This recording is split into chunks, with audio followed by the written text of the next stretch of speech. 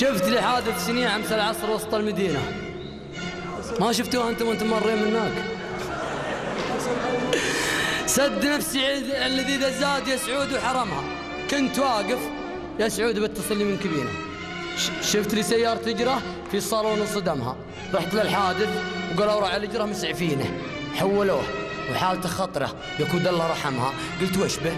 قالوا الصدمة مكسرتن يدينه، واحد من فاعلين الخير بشماغه حزمها، لا تقول الا عسى رب على الصدمة يعينه. قلت هذه قسمته ورادها الله وقسمها، بس بالله طمنوني راعي الصالون وينه. قلت هذه قسمته ورادها الله وقسمها، بس بالله طمنوني راعي الصالون وينه. قالوا الصالون للسواق والبنت وخدمها. قلت للسواق ماجورين وازعجني لطينه، احسب انه فاهم الماجور واثر ما فهمها.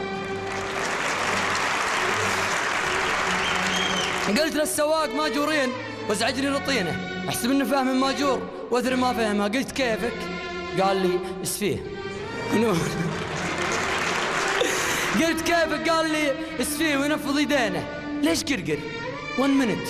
ثم راح للبنت وزهمها، قال يا ماما هذا جنجان وانتي تسمعينه. قالت اصلا لو عرف عمتك مدي يحترمها، وفك باب الجمس عنها ونزلت سمرا متينه، طالع من حلقه من زد عمتها شحمها. ترى ما رمزع، ترى ما حصل شيء، بس فك باب الجمس عنها ونزلت سمرا متينه، طالع من حلقها من زود نعمتها شحمها، وجاتني تمشي وقالت ليش سواقتينه.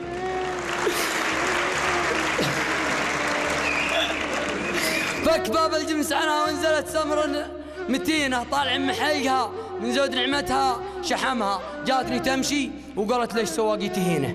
ودوب رجال سعودي واقف جنبي لزمها، قلت يا اختي ليش سواقت هذا ما تنصحينه؟ وش ذنوب الناس يوم انه من السرعه دعمها؟ قالت انت لا تدخل، خلها بيني وبينه، والقضيه مع فقر الناس بالمال نحسمها. قلت ليه؟ انت تحسبين بضاعه تشترينه؟ الدراهم عندنا وجودها يشبه عدمها.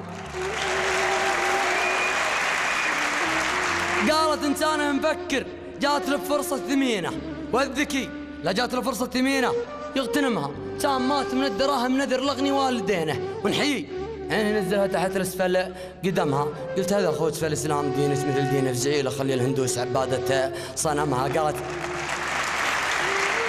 قلت هذا خوت في الاسلام دينه مثل دينه فزعيله، خلي الهندوس عباده صنمها. قالت الهندي هذا يسوى البلاد وساكنينه، المدينه والقرى والبدو حواشة غنمها، لا تعذرب فيه حنا يا سماري قابلينه. خاد من عمه شغل البيت والعمه خدمها، ورعنا ضخم ومتعلم ومتذكرت ويسينه. عمتي افزعها قمع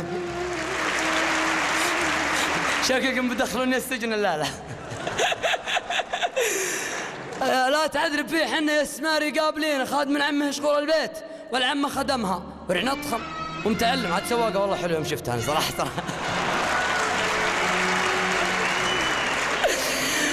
خاد من عمه شغل البيت والعمه خدمها، ورعنا ضخم ومتعلم ومتذكر وش زينه. عمته يفزع لها، لا قام عمه يتهمها، طيب مع عمته وحنين خفيف طينه، والله انه من حنانه يدخل لقمه بفمها. قد ضعنا من سببتن يا خساره يا غبينه، السلوم الطيبه باسبابتن ننكس علمها، ولو عظم ثالث من عند ربي طالبينه. والنهايه ودنا بالحمد لله نختمها. سلامتكم.